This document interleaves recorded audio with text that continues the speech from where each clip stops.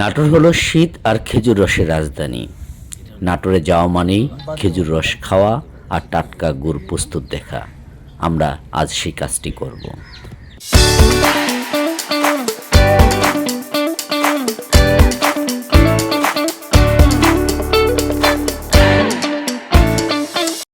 নাটোরে যাওয়ার পরে একমাত্র প্রিয়জন হারুন রশিদ ভাইয়ের কারণে মূলত সেখানে যাওয়া, শীত উপভোগ, টাটকা খেজুর রস খাওয়া আর প্রকৃতি নির্যাস, গ্রাম বাংলা দেখা।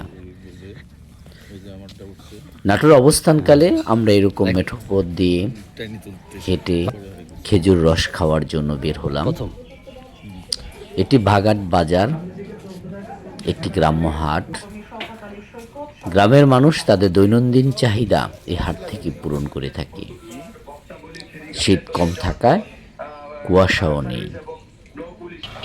আমরা বাজার অপেক্ষা করছি আমিনুল ইসলাম ভাইয়ের কারণে। এই যে আমিনুল ইসলাম ভাই, উনি চলে এসেছেন। মূলত আমরা খেজুর রস ওনার তত্ত্বাবধানে খাবো।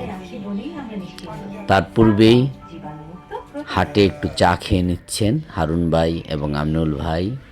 এই যে আমাদের রস চলে আসছে, আমরা সেই রস নিয়ে এখন যাচ্ছি আমিনুল ভাইয়ের বাড়িতে।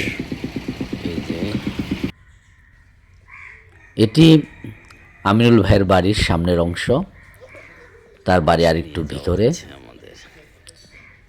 আমরা একটি মাটির ঘর দেখলাম। এটি বাংলার ঐতিহ্যবাহী একটি স্থাপনা। এই যে আমিনুল ভাইয়ের বাড়ি, এটি গ্রামের অবয়ব। এই যে একসময় গ্রামের ঘরগুলোতে উপরে যে আবাদ করা হতো শস্য, সেটাই আমরা এখন দেখলাম। টাটকা মুড়ি হাতে ভাজা চলে এসেছে। রস খাওয়ার পূর্বে তার সেকে নেওয়া হচ্ছে।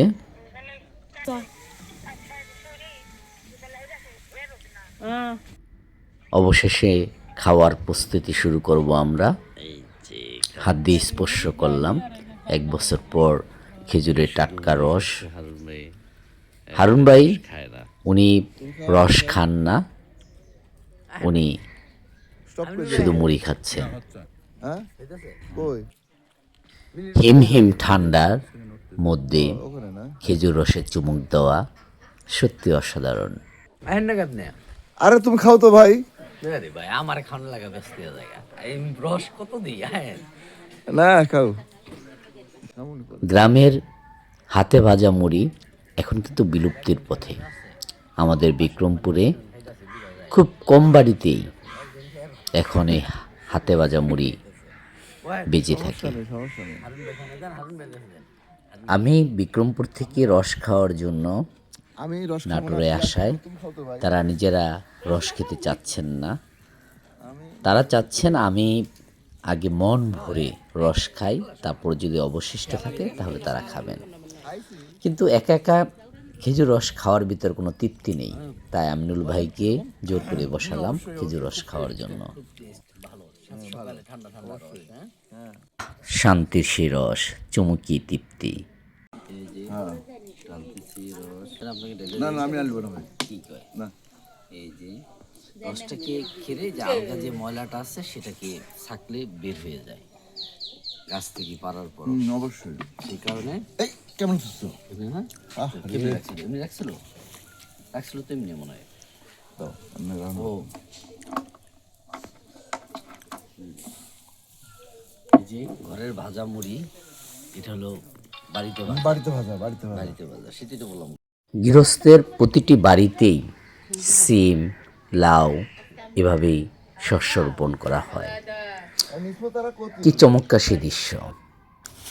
আমরা রস খেয়ে চলে আসলাম খেজুর গুড় প্রস্তুত প্রণালী দেখার জন্য। এখানে রস জাল দেওয়া হচ্ছে। তুমি থাকো। জাল দিতে দিতে এই রসগুলোই একসময় মিঠাই পরিণত হবে।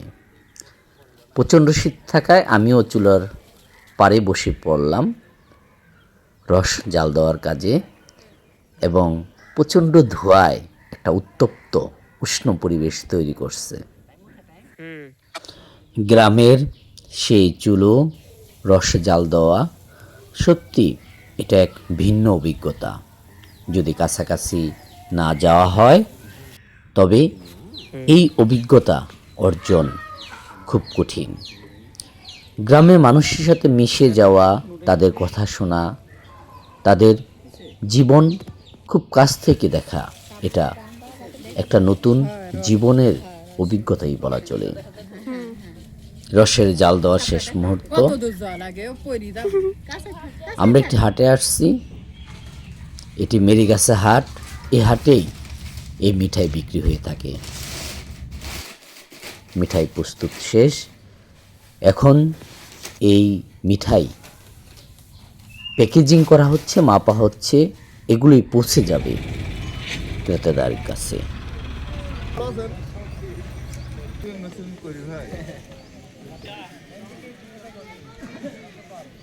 হাটটি মূলত সকাল হয়, এখনও ক্রেতা বিক্রেতা আনাগোনা কম, তবে দিন যত বাড়তে থাকবে এই হাটে লোক সমাগম ততই বাড়বে। এখানে কাঁচা সবজি আমরা দেখছি, এখানে মুদি মালামাল। এই হাটটি শতবর্ষের প্রাচীন। একটি বট গাছ, পাশেই একটি নদী রয়েছে। কিছু কিছু ক্রেতা তাদের দৈনন্দিন চাহিদা পূরণের জন্য চলে আসছেন। এটি একটি বড়ি বাগান।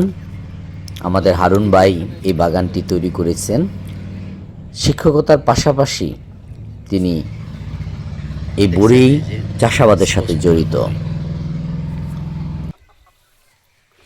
এই বড়ি আমরা বাজার থেকে খাই। হারুন ভাই এটা লাগাইছে, এই বাগান করছে 14% জায়গার ভিতরে, 24% জায়গার ভিতরে বাগান করছে। খুব চমৎকার বড়ই, এটা বাণিজ্যিক চাষাবাদ। মোটামুটি এই নাটোর অঞ্চলে এই বাণিজ্যিকভাবে পেয়ারা, বড়ই প্রায় বাড়িতেই গৃহস্থ করে থাকেন। ভারত সুন্দরী জাত। এটা অবশ্য সাদা হয় না, আপনার অনেকটা আপেল কুলের মতো। এখন সাইজটা বড় হইলেও আমি একটা খেয়ে দেখলাম কোষ্টি টাইপের, এটা আরও বড় হবে, তখন খেতে আরও সুস্বাদু হবে।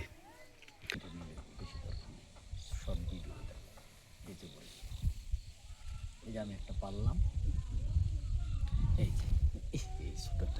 ভুলে ছোট একটা চলে আসছে। এটা মোটামুটি খেতে কষ্টি কষ্টি লাগে, এটা আরো বড় হবে। ওই অংশ অপোজিটে এই যে এই অংশ আপেলের মতো, এই যে আপেলের মতো দেখতে।